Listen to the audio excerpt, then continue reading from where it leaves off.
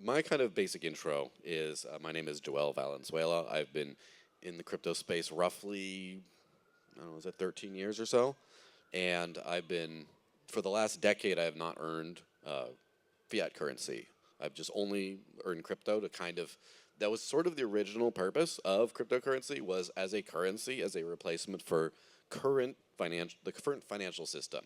And so I kind of decided, well, let me try to, while I have flexibility in my life, let me try to kind of find the edges of where this works and where this doesn't, and just work backwards from there, about run into problems, workshop it, and see if I can do something to actually further the acceptance and usage of this currency. Now,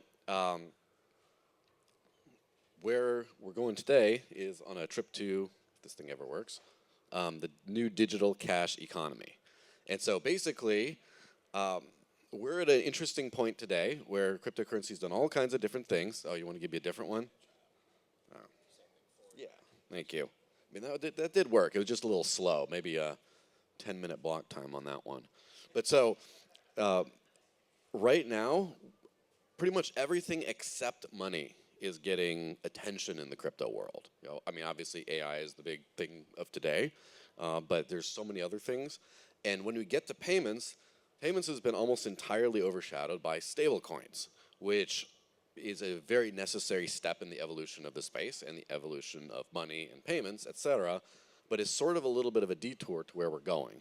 Because what we did with the beginning of cryptocurrency is we sort of reinvented money from the ground up and got it pretty far, and then sort of left it on the side as like a side project to finish, while we took detours into, well, let's use these new cool digital rails to use the old money, which is fiat currency, which is, the banking system. So let's go down a little quick history of basically money, and a lot of this is from the sovereignty perspective, as in the maximum individual sovereignty. And we'll kind of get to where we are and then hit the missing piece, why we hit the detour a little bit. So bear with me on this one. So first of all, where should I point this when there we go. So let's start at the beginning, right? It is showing the gold coins part, right? Nice. So obviously I didn't go as far back as seashells, I'm sorry. Barters and seashell, whatever. But at some point, we figured out that there was a precious, scarce metal that then you could use to store value and exchange for goods and services. And the invention of coins made it into, the coin part of it is the trade clearing mechanism of it. Because you could just say, here's some gold. Okay, what am I going to do with this? Is it gold? Do I know it's gold? How much is it for? All that information is just not there. You have to go get your scales out. And by the way, I do know people that do this. There's some people in the fringe side of the precious metals community that do actually bring gold scales and test and stuff when doing some trades, but it's few and far between, right? So the coin stamping of it that says, here's the mint, so you can trust who made it. This is the exact amount, and you just look at the coin, you have all the information you need to make this transfer. And so the next thing we went after that is we went to paper bills, which is known as cash today, where now you don't have to actually carry the gold with you, where if you want to pay for a big purchase, you have this, all these gold bars in your arms. It's a little, it's like me carrying all my coffee cups to the car every morning. It's like you then just have a nice, neat stack of pieces of paper that say exactly what this is, how much it's for. You can do small purchases without I actually do have a small 1 gram of gold that someone paid me for something in a few years ago. And I can imagine just trying to trade with it. And it's like $50 US worth, I think. So how do I shave off a little flake of that for coffee? You don't do that. That's where paper bills come in. Now, paper bills, of course, made things much more efficient, but technology doesn't always go in a linear progression. We unfortunately lost a bit of sovereignty here, where now the underlying money behind these bills is not yours anymore. It's held in a bank, a custodian somewhere, and the paper bills are IOUs for that. It says, I own this much gold, and then you trade it in. And this works so far as no one's trying to deny you your money. So if you have a pile of gold coins and someone gets mad at you, someone in government or banks or whatever, they have to find you and your stash of gold coins to take your money away. But under this system, the paper bill system, the much more efficient system, by the way, they can just go to the bank and say, yeah, that guy, don't let him get his money. And then now, if he tries to redeem the paper bills for real gold, it doesn't work. So we introduced this counterparty risk, which now erodes our sovereignty a little bit. So next we go on. So credit cards, right, or digital, low-level digital fiat payments. So now we have kind of the next level of this, where now you can you don't have to be in person and be like, here you go, here's a stack of paper to transact. You can transact over the, old school, over the phone. Who here ever read out a credit card number over the phone? Anyone? A few people. No one who's significantly young in this room has ever done this. I have, though, unfortunately. Maybe dating myself a bit. But you can basically transact across great distances in exact amounts. You don't your card doesn't get diminished when you use it a bunch of times. You don't all right, I have this big stack of cards and now they go down as I use them. It's just one card. You don't have to make change. It's all super efficient. Well, super efficient, yeah, more efficient. But now you have even more counterparty risk, where now you don't have the actual token, the actual money, where under the gold example, the gold certificate example, it would be kind of difficult to be like, look, that guy, don't let him to redeem his gold, but then he still has the gold certificates, he can still trade with those and no one can kind of stop them. At this point, you can kind of censor the person at the source, where they're saying, hey, this guy with his name on this card, don't let him use it. And then it's just kind of over. So we had this big bump in efficiency, but then we had this dip in sovereignty. And so that's kind of the old fiat system up until 2008, 2009. Kind of recapped everything until then. So the next thing is kind of the beginning of where we came here, which is the invention of Bitcoin. Now, I'm going to refer to Bitcoin as it is today here.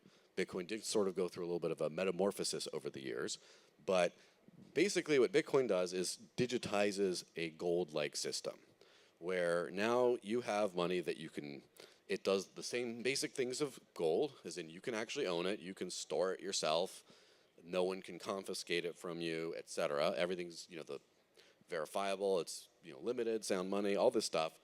And some big efficiency gains are you can actually hold it yourself, and you don't have to dig a big hole in your basement or something. You don't have to carry something heavy around. You can also transmit it anywhere in the world. And so you have all these efficiency gains. Typically, people who use Bitcoin as their base money today will have that, and they will use other layers, whether it's a debit card or something, or a Lightning service provider if they're doing that way, or whatever else as a proxy to kind of spend it. So we're kind of getting into the modern version of paper bills to a certain extent, where you do have gold or digital gold, and then you have some sort of a trusted mechanism to transact with it, a lot of cases, but you still do have that savings yourself. So we advance things to a certain degree, especially because in the old days when you had a bank full of gold, you don't know if they have your gold. You think they do. And then you have other people you trust to go in and do audits. They go check out, let me count the bars, let me test them. Are they all still there? Do we still have gold in Fort Knox? And so with something like Bitcoin, you can verify the supply. You can say, this address that we know is associated with these people has this much. We have thousands of computers all over the world, everyone runs, that just says, yeah, we verify that to be correct. And as soon as the money's not there, everyone knows, the planet knows. So it's a big move forward. It's not all the way. So now let's go to kind of the more original Bitcoin vision, or kind of more represented, or something like that, by something like, say, Bitcoin Cash, where now we have the actual transaction method able to be used by just about everyone, where you have your digital gold thing, you have your verifiability, you have your scarcity, you have all this, but you can also just send it to pay for everyday things. I could go say, hey, I want to buy coffee, and then, all right, you get a QR code, you scan it, you send it, like $2 worth of whatever, or $5 if you got my fancy tastes, and then it works. It just, there you go. You don't need to trust a bank or an intermediary or anything. Yay, everything's great. There's still ways we can evolve past that. Some of the things that aren't necessarily included in this evolution of money, the 2009 Bitcoin, the 2017 Bitcoin Cash, it's a Litecoin, whatever you want to call it. First of all is settlement, because in the early days, people mostly trusted unconfirmed transactions. So if I sent you like $5 of Bitcoin, Bitcoin Cash, whatever it is, it'll show up on your app, your computer, your wallet, your phone. You'll see it, but it won't be guaranteed to be yours yet. Usually you have to wait for it to be included in a block, for example. And not a lot of times does this get reversed, but it can be reversed. And it's not guaranteed final. Like, has anyone ever deposited a significant sum of money, like 10,000 USD worth or more, onto a cryptocurrency exchange, and the exchanges credited you before it was confirmed, before there was a single confirmation? Has that ever happened to anyone? Yeah, they're not messing around. They, as much as they'd like to see a customer be happy to have everything instant, they have to make sure it's actually secure. So one thing is instant settlement. You have to wait for settlement, or you have to introduce other things in between, such as, for example, there's some approaches which are like double spend proofs, which allow a merchant to look and see if there's been an attempted reversal of the transaction. There's a pretty cool company out of New York called Flexa that collateralizes payments. So basically they say, it's good right now. If something happens with the payment, we will cover it. And so there's some mechanisms of making sure that the payment actually goes through, and you can trust it instantly, but it's still a second layer. It's still a second item. It's not included in the actual network itself. So then we go to 2017, 2018, 2019 era Dash, where a lot of these kinds of things that now we would have to trust a third party with, or another company or another technology, are baked into the protocol itself. Notably, instant transaction settlement. And this was when the feature was sort of debuted in 2014. This was like a really big deal. Now it's starting to become a lot more common. It's still not universal, but it's a little bit more common that when you send a crypto transaction, within a second or two, you don't never have to worry about it again. And sometimes you still have to worry about like an exchange. Oh, let's wait 10 minutes before, but usually it's not that bad. So now you don't have to trust anyone else to actually verify that your payment went through and worked, and you can just walk away from it. Also, in the early days, because of Bitcoin's pseudonymous nature, people assumed it was private. And then blockchain analysis came around, a lot of other things. And in 2014, there was a few coins that came out that added some privacy features. Dash is one of these, to add basic confidentiality to your payments. And something that's being worked on. There's a million different projects working on kind of improving this. And on a personal note, I think that in the next 5 years, strong privacy is going to be like a bare minimum for anyone trying to do any kind of payments whatsoever. But so we still have this like basic part where we still have a couple things that are sort of left to trusted third parties in some ways. And that's usually the communication of the transaction details. So if I wanted to send someone a transaction, how would I do that? Anyone ever raise your hand, someone who's sent and received crypto peer-to-peer before? I'm going to pick on you. How does that work? Like if I wanted to send you some money, what would your next step be? And how would you do that?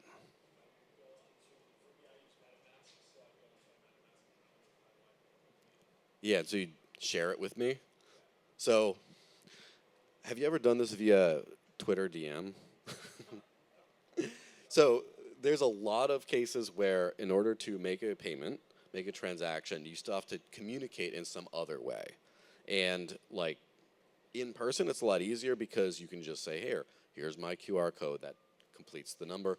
When you're messaging with someone, you're like, hey, I forgot to pay you back for XYZ. Okay, well, let me send you an address and then pay me back $5 worth of whatever. And that communication stuff can happen over a trusted rail of some kind. It's kind of that last little bit before we can sort of start to communicate freely. And then you enter what's the transaction details, et cetera, in a spreadsheet, for example. Or, there's some other technologies that help you keep that accounting, what was it for, et cetera. But and this is something that was sort of started to be envisioned many years ago with Dash, something called Dash Evolution, which add usernames, contact lists, encrypted metadata, invoicing, all this kind of stuff to the actual payments itself. Took a very long time to come out, but now it's out. And so for people who use the basic Dash wallets, you have this ability to just add someone as a friend and just send payments. And so that part, how do you resolve who you're sending to, and without getting an NPM package to like substitute a hacker address too soon. Anyway, so that part is kind of taken care of. And so now we have everything fixed. Now we have a new, better form of money that works really efficiently, and you don't have to trust third parties for anything. So let's all use this, right? Like, is everyone living on crypto now? You, me, a couple other people, but pretty much no. So what's the missing piece? The missing piece is the economy. So when we think about this, who here gets paid 100% in cryptocurrency of any kind? 1, 2, 3, 4. Who gets paid 100% in cryptocurrency that does not include any stable coins whatsoever?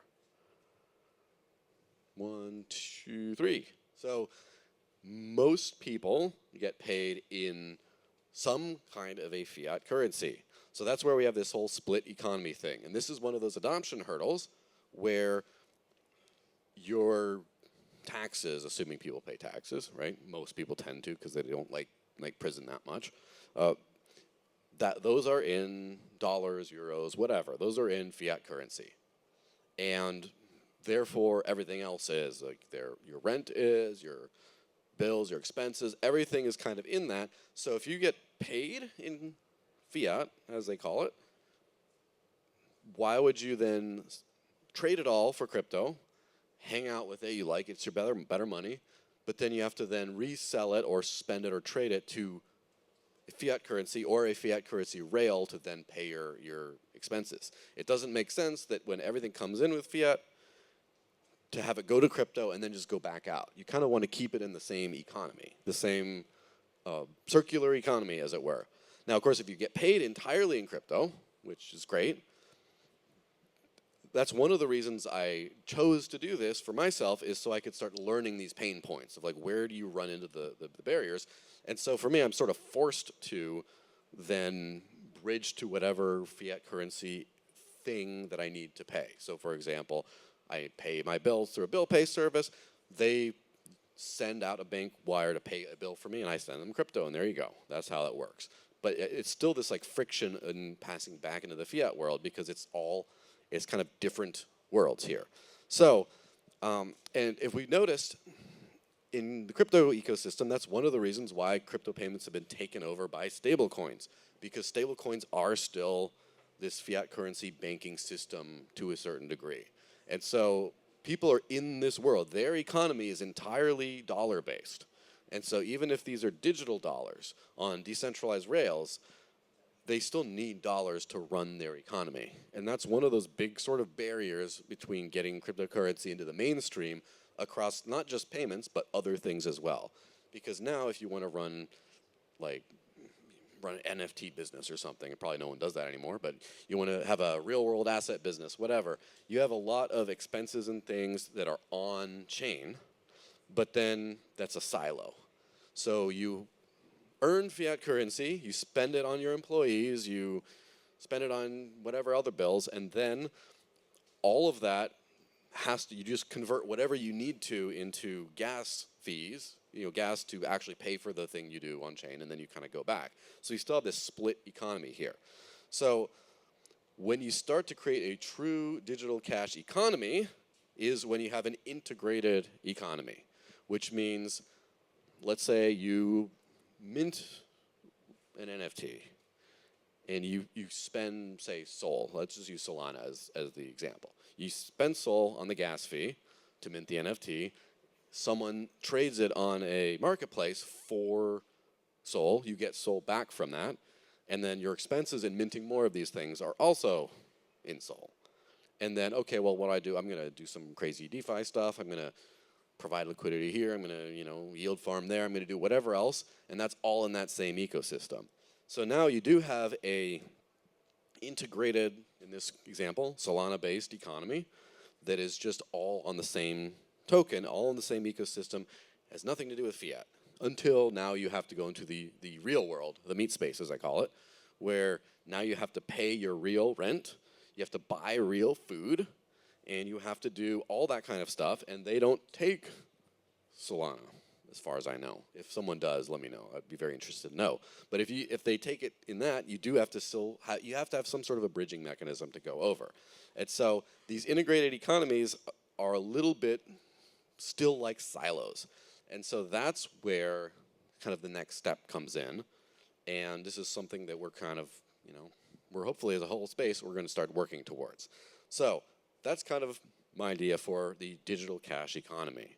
You have money, crypto, you have decentralized sound money that's fully sovereign, that you only own, and can actually use to pay for real goods and services in the real world, which is kind of, again, maybe a pain in the ass because that's not what anything's denominated in. You have to talk to companies that'll do bill pay for you. You have to go to a merchant that has an auto conversion, so when you pay with crypto, then it goes into fiat in their bank account. There's some friction, but the impetus to get you into this digital cash economy is then the actual digital side of the economy, where now you have goods and services and things that are completely digital.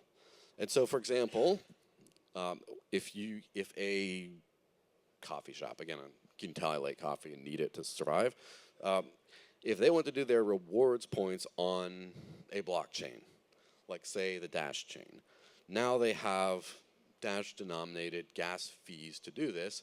Now they receive their economy in transacting in rewards points, where it's like, oh, you get 500 points for every pumpkin latte you get. It's almost that season, by the way. Get ready for pumpkin season.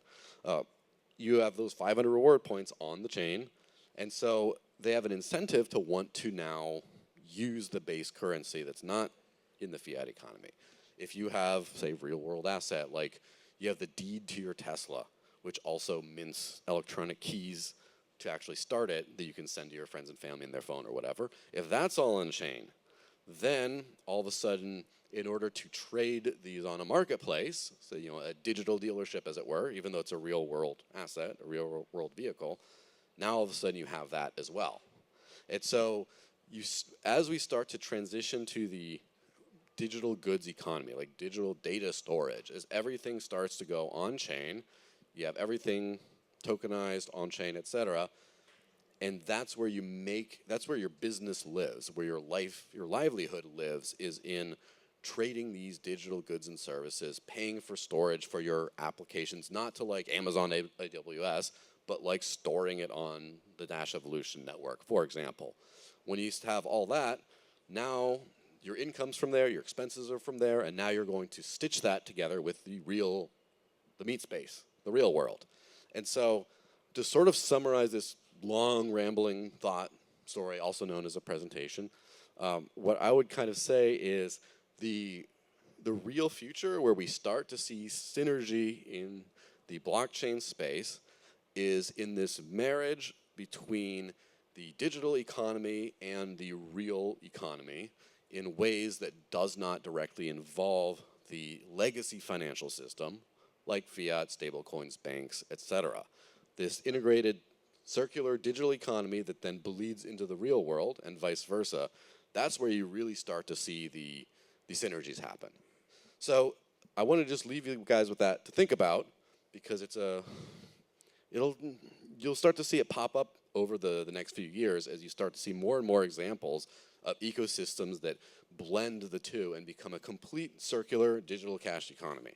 And so I assume everyone here is kind of in the greater crypto space. A lot of people don't spend crypto. So my last little thing I'll just leave you with is a slide of things to do where you can actually pay for almost everything in crypto. You got bill pay up the top. I don't know if you can see on those screens. Hit me up for any of this if you don't manage to take a picture or whatever. You got instant gift cards, which are just a very small way of like bridging where, let's say you go to Starbucks, you $8.79 order, you buy an $8.79 gift card instantly and redeem it instantly. It's basically like paying at Starbucks, etc. And then travel is good. A lot of people have to travel, get hotels, etc. And just down at the bottom as well, the 2 Dash wallets for Android and iOS. I would download those, get a username. There's some spending tools right in there that let you spend again with sometimes discounts like 5 to 10% at real world places around the US and expanding globally afterwards.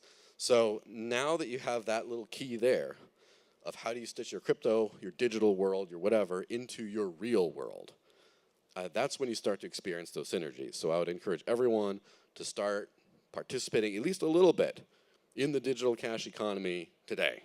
So thanks very much.